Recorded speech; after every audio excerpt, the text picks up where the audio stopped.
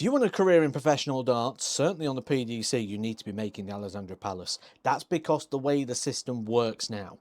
That's because how heavily weighted the World Championship is. There are going to be some big names not make it. I'm going to guide you through everything at the back end of the year that you need to know. You hit the subscribe, we'll be looking at players who could lose tour cards, and we're looking at players who are in danger of missing out on other big events, and players who could be bursting through.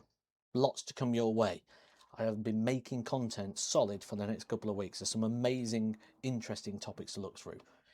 Did you realise Raymond van Barneveld was potentially missing the World Championship? He is the highest ranked player at the moment who is not in the event. He's around about £3,000 away from making the world spectacle. The current world number 46 on that particular order of merit, but there is no danger really of Barneveld in regards to the tour card. We can see Barneveld here currently 50th in position, even without these major events, not in the Players' Championship finals and not in the World Championship. He is still not in danger at all of losing his tour privileges. Now, that's something that we can't say about everybody. If you want to be making the top 64 to keep your tour card, you need to make Minehead, you need to make the World Championships. Barnwell's been doing it, so he's got a bit of leeway here. He's got a year. Scott Williams may not. Scott Williams has not had a very good year this year, currently number 54 on that particular order of merit, around about £6,000 away from a spot at Alexandra Palace, but he does find himself in potential tour card danger. We can see here the current system. Scott Williams in that bottom position without being in majors. Now we look down, the likes of Bo Greaves behind with lots of opportunities. 3 European tours guaranteed, the Grand Slam, the Players' Championship finals, the World Championship. So the likelihood is Bo Greaves goes into that top 64. Tom Sykes with a couple of free hits and playing some good darts as well. And then you've also got to look at the likes of Robert Owen, who, as things stand, is in the Worlds. Mike Kyvenhoven currently in the Worlds. He's in a very dangerous position, is Scott Williams, a player who not long ago was in the semi-final of the World Championship. He would have been the story of that World Championship. The biggest story, had it not been for Luke Littler getting to the final that year against Luke Humphries. So, interesting there. But he is still in with touching distance of it.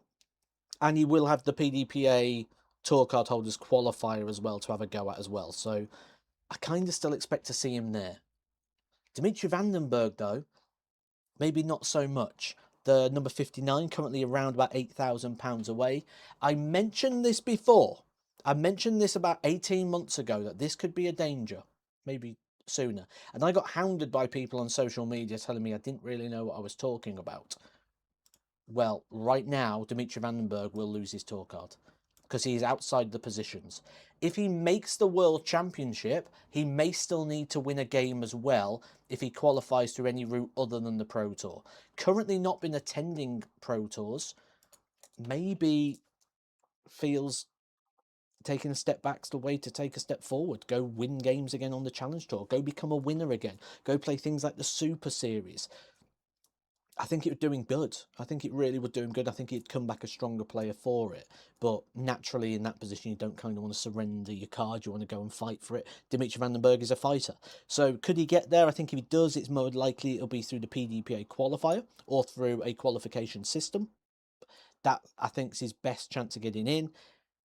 But maybe I'm not as crazy as people thought I was a year ago when I suggested that this could be a possibility. So it's happening for a few people. Martin Lukeman inside the world's top 64 at the moment. Another player who could potentially be losing his tour card. Made the final, didn't he, of the Grand Slam of Darts just a couple of years ago. Played Luke Littler in that final, but all that money's coming off, and that's where the problem could lie. Because if we look at the overall ranking here, this is the tour card race outside, and outside by a bit. So Martin Lukeman could find himself in a bit of bother. So that's everyone down this side here, the top 64. Down this side, anyone outside the top 40, all these players are due to miss out. And there's a couple here that we can pick out. How about Thibaut Tricol, who is just outside at the moment by £250, the Frenchman flying the flag for French darts. But if he doesn't make the Worlds, would have to go back to the beginning again. Thibaut Tricol really looked like a player that was developing quite well. Remember that game he played with Gerwyn Price? You know, It'd be a shame to see him take that, but I do believe if Thibaut Tricol goes back to Q School, certainly the European Q School, I don't think there's enough quality in there to stop Tricol bouncing straight back to the Tour. Especially if he does come off the Tour, Thibaut Tricol would start in Phase 2 of Q School. If I'm confusing you right now, guys, and you're like, Phase 2 of Q School, Phase 1, Tour card, all this, just hit the follow. Just hit the follow. I will guide you everywhere you need to go. You just hit your subscribe buttons, guys. So, back to it. For some reason, someone decides to drive the car really loud. Did they not realise I was trying to make a YouTube video in here, guys? Keep it down, keep it down. Right, back to it. Couple more interesting names here. How about Wesley Plaisier? Now, when Wesley Plaisier didn't have a tour card, he was reaching Pro Tour finals. He's won a Pro Tour. When he came onto the tour, it was likely that Wesley Plaisier was going to be somebody that kicked on. The same way we thought Jimmy Van Ski was going to, but that one still could materialise quite well. Wesley Plaisier finds himself in a bit of trouble here. Wesley Plaisier in trouble here. Look at the World Championship a year ago. You know, it was like people thought he was going to go on a deep run. He had that game with Peter Wright. He went in as a massive favourite. Right now, he's not going to keep his card. He's got a bit of work to do. In fact, he's got a lot of work to do at the back end of the year if he is going to find himself in position. This race currently has him £1,750 away, but you've got to imagine the players in these positions are going to start picking up. And Henry Coates here has a couple of £1,000 gap from Crabtree and Andy Bolton. So quite a bit of work to do there for Wesley Plaisier. Another one I want to pick out here is a man who reached a Pro Tour final this year, Scott Waits, a two-time winner of the BDO World Championship back in Lakeside. Scott Waits is an interesting one for me because he's just been done by the correct system, so to speak. So Scott Waits got called up as a Challenge Tour top-up, went and made a Pro Tour final. Now, this is interesting. Went and made a Pro Tour final, wasn't getting calls to get the top up, so he hasn't been able to add to his order of merit, which means he's probably not going to make the World Championships, where maybe he should have because he's playing so much better this year. However, let's look at this from the other angle. Had he have won that Pro Tour final, the Christopher Teiske rule would have kicked in, that now kicks in for Henry Coates. That would have made him #1 choice. If he'd have just won that game, he would have basically had a tour card because he'd have been able to get in everything for this year. It'd been like a one-year card. He lost that game. That game could be the key for Scott Waits and his chances of getting in the World Championships this year. But he's still got hope.